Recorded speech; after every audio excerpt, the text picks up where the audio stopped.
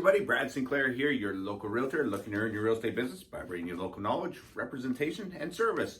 And today we're going to chat about the market in Peterborough and the Kawarthas. So what brought on this video was I read an article in the Peterborough Examiner, again, a report on the real estate market nationwide. And I've said this once and I've said this a few times. When they're looking at those numbers, they're looking at the major centers, Toronto and Vancouver, and sometimes they throw in Calgary there as well. Especially if the numbers are bad, they love to use Calgary because it really helps pull down the numbers and draw a bleak picture about real estate. And that is my message: is be careful again what you read in the paper. They're making it and sounding like things are as bleak as possibly can. It grabs your interest and makes you read. It just does. So I want to talk more about Peterborough and the Kawarthas. So let's look at March's numbers, how they just finalized, okay? And I'm just going to go with these numbers. So we had 186 sales in Peterborough and Peterborough County. To compare that, to give you a comparable, in February we sold 178 units, and in January of this year we sold 105. Now, again, another comparable is, so again, we sold 186 units. In March, we sold 173 units in 2019. So we had more units sold, 203 in 2018. So we're right there. Even with almost 1/3 of the month was dealing with the COVID-19 crisis, we still got our numbers in unit sales in Peterborough. Number of listings, we're almost right where we were last year. We had 325 listings in the area.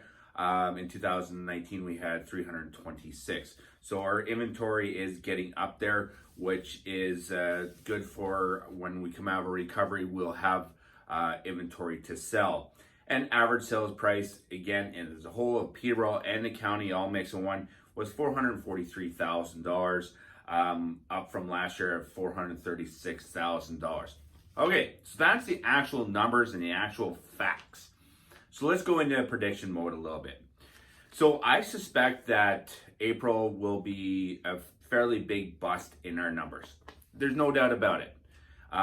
It's going to look bad. The media is going to jump all over that and say, look at how horrible things are, and we're all going to die, and real estate's gone, and our guys, chill.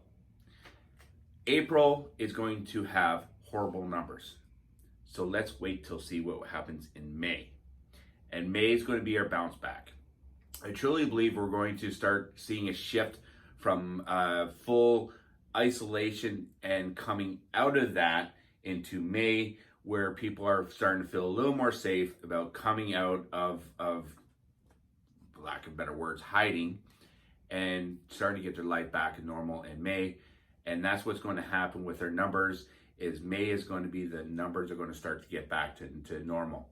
So which means June, July, and August is going to be the telltale numbers of our recovery. Will the numbers